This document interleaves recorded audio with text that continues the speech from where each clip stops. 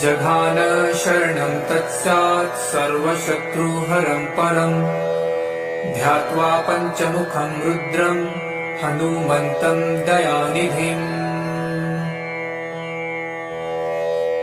खड्गं त्रिशूलखड्वाङ्गं पाशमङ्कुशपर्वतम् मुष्टिकौमदिकी वृक्षं धारयन्तं कमण्डलुम् भिन्दीपालं ध्यानमुदां दशभिर्मूनिपुङ्गवम् एतान्यायुधजालानि धारयन्त भजाम्यहम्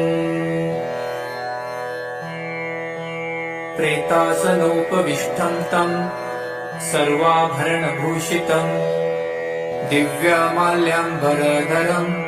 दिव्यगन्धानुलेपनम्